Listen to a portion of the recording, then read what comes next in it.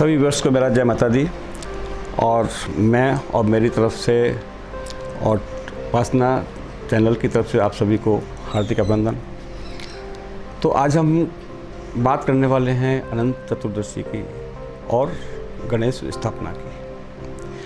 जो गणेश स्थापना होती है, कब होनी है, कौन सी डेट को होना है और किस तरह से की जाती है और क्या विधि है और क्या करना चाहिए और क्या नहीं करना चाहिए, आज हम इस बात करेंगे।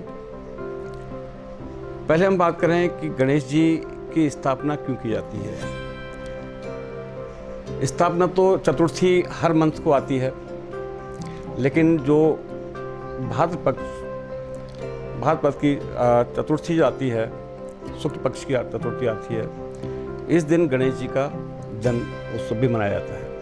एक बार हम कह सकते हैं कि इनको गणेश जन्मोत्सव के भी कह सकते हैं इसको, क्योंकि जिस दिन जो है गणेश जी का जन्म हुआ था। जो इस साल 2022 में गणेश चतुर्थी जो है स्थापना है, वो है 31 अगस्त 2022।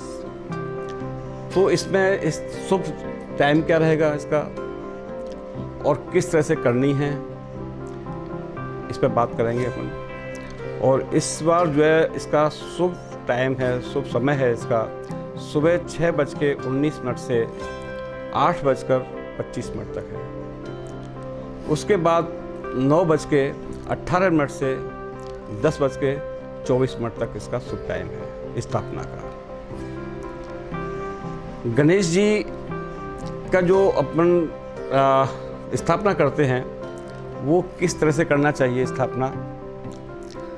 सबसे पहले गणेश चतुर्थी के दिन या उससे एक दिन पहले गणेश जी को घर पर लेके आएं, और जब लेकर आएं ध्यान रखें कि उनका पूरा शरीर जो पूरा बंधा हुआ होना चाहिए, रेड कपड़े से पूरे ढककर लाना चाहिए। उसको घर पर लाकर किसी अच्छे स्थान पर, शुद्ध स्थान पर पूजा घर में रखें या कहीं अच्छी जगह देखकर उसको रख दें। उसको जिस दिन गणेश चतुर्थी स्थापना करते हैं, सुबह नहा धोकर शुद्ध होकर उसको हम गणेश जी को स्थापना के लिए मंदिर में जहाँ रखते हैं या फिर मंदिर के बाहर रखते हैं, किसी भी जगह रखते हैं, कहीं भी रखते हैं या खुले स्थान पर रखते हैं। एक चौकी लें, या अगर बड़े गणेश जी हैं तो तख्त टाइप होता है लकड़ी का, उस पर रखें, या घर में रखते हैं तो चौकी पर रखें, और चौकी पर लाल कपड़ा अवश्य बिछाएं। लाल कपड़ा बिछाने पर उसको शुद्धिकरण करें, उसको जो है कपड़े को, क्योंकि कपड़ा आता है हर तरह से, हाथ लगे हुए होते हैं, दुकानदार के लगे होते हैं, किस तरह के हाथ होते हैं, इसलिए उसको शुद्धिकरण अवश्य करें और उन गणेश जी को वहाँ पर स्थापना करें, रख दें। उसको रखने के बाद में जो चौकी है उस पर अष्टभुजा का चावल से जरूर बनाएं। उस पर रखने के बाद में गणेश जी को दाहिने हाथ पर एक कलश लें और कलश को स्थापित करें वहाँ पर। उसके बाद में एक दो जो मोली होती है, जो होता है सुपारी होती हैं, एक दाएं और एक बाएं सुपारी को रखना चाहिए। उनको भी चावल के ऊपर रखना चाहिए, जो कि रिद्धि और सिद्धि दोनों ही होती है। बाएं हाथ में रिद्धि होती है और उसमें सिद्धि होती है दाएं हाथ में। उनको रखने के बाद में जो आपकी मनोकामना है, जो आप कामना करते हैं, जो किसी कार्य के लिए कामना कर रहे हैं, उसके लिए गणेश जी से प्रार्थना करना है।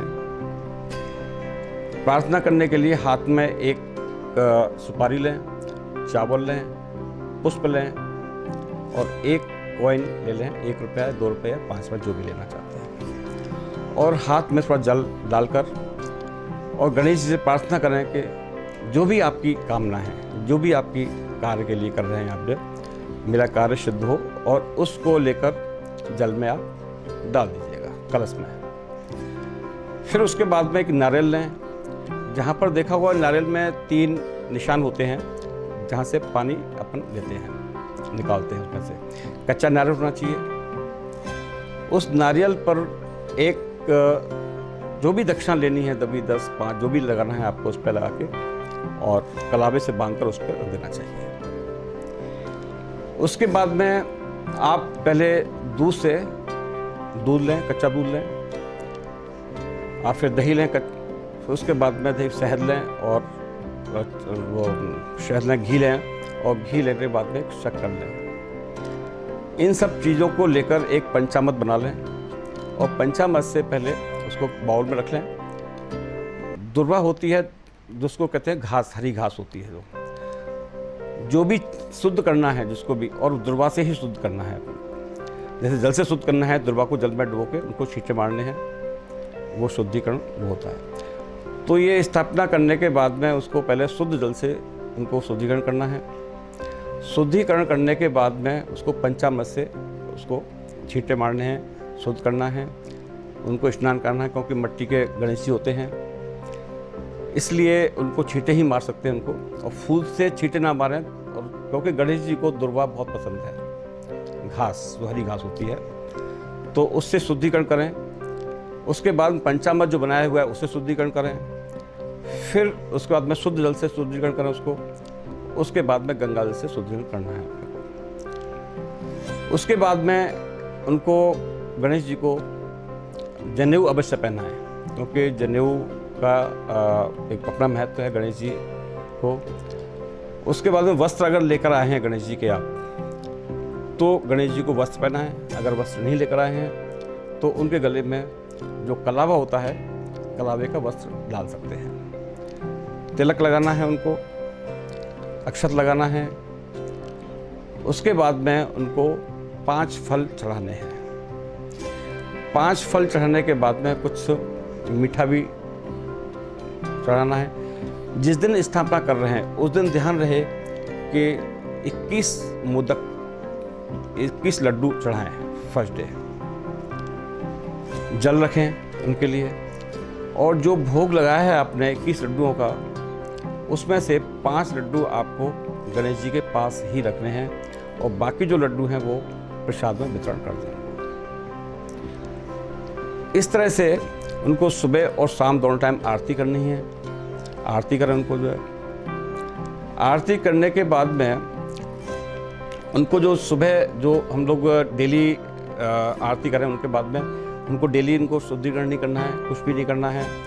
आप उनके पर्दा अवश्य लगाएं रात के टाइम में, और सुबह फिर उठकर पर्दे को खोलें, और पर्दे को खोलने के बाद में उसको जो आरती होती है भोग लगाना है, फिर शाम को आरती करना है, भोग लगाना है। इस तरह से 10 दिन तक करना है। अब जो 10 दिन जो हमारे पास में रहेंगे, वो गणेश जी हमारे पास में एक अतिथि के रूप में रहते हैं, क्योंकि 11वें दिन हम उनको विसर्जित भी करना होता है। जो अतिथि आता है, हमारे घर में भी अतिथि आता है, तो हम उनकी आवभगत करते हैं, तरह तरह के मिष्ठान बनाते हैं, तरह तरह के भोजन कराते हैं। तो इसी तरह से गणेश जी को भी हम तरह तरह के भोजन कराएं, अच्छी उनकी आवभगत करेंगे तो वो आपकी आवभगत करेंगे, आपके सुनाएंगे। अब ये तो रहा स्थापना का, रहा कि स्थापना इस तरह से होना चाहिए। अब हम बात करते हैं कि गणेश जी का विसर्जन किस तरह से करें। विसर्जन जैसे 9 सितंबर को विसर्जन है इनका, तो विसर्जन में मेन क्या होता है कि राहु काल में विसर्जन कभी नहीं करना चाहिए। जो 9 सितंबर जो है इस बार जो विसर्जन करना है, उस दिन 11:30 बजे से लेके और 12:30 बजे तक का राहु काल है। तो उस दिन 11:30 से 12:30 के बीच में इनका विसर्जन नहीं करें, क्योंकि राहु काल में विसर्जन नहीं किया करते हैं। ये विसर्जन हो गया आपका। अब आता है कि क्या बातें ध्यान रखने लायक हैं। गणेश जी हम लेके आते हैं, बहुत बड़े वाले गणेश जी ले आते हैं। लोगों के मन में होता है कि बहुत बड़े गणेश जी जल्दी सुनेंगे हमारी प्रॉब्लम्स जो है, जल्दी हमारे वो करेंगे।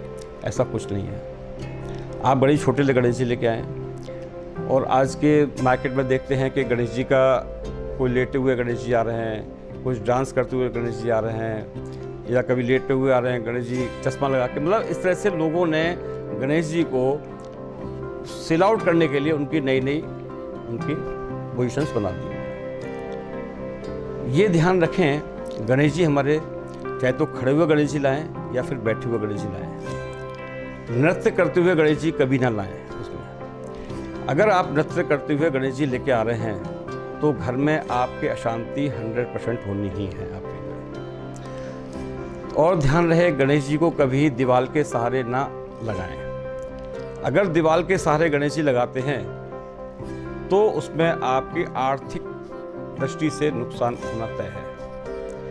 गणेश जी को बिना किसी सहारे के दीवार के सहारे लगाना है, बैठे हुए गणेश जी हों या खड़े हुए गणेश जी हों। उसके बाद में आप कभी भी गणेश जी को अपने जो बाथरूम है या उस पर साइड में कभी गणेश जी को ना लगाएं। पूजा घर में लगाएं, बेडरूम की दीवार पर लगाएं, कहीं भी लगाएं, लेकिन टॉयलेट्स वगैरह होते हैं उनकी साइड में गणेश जी को कभी नहीं लगाएं। ये गणेश जी का जो नहीं करना है वो है। और जो गणेश जी के साथ में जो अपन प्रार्थना करते हैं, अपनी मनोकामनाएं पूर्ण करने के लिए जो बात करते हैं, वो 100% आपकी मनोकामना पूर्ण होगी, प्रार्थना सुनी जाएगी, लेकिन बशर्ते उनके भाव होने चाहिए, एक उनके श्रद्धा होनी चाहिए उनके प्रति। आप छोटे गणेश जी लाएँ, वही रहेंगे, अच्छे रहेंगे वो भी, लेकिन मट्टी गणेश जी लाएँ।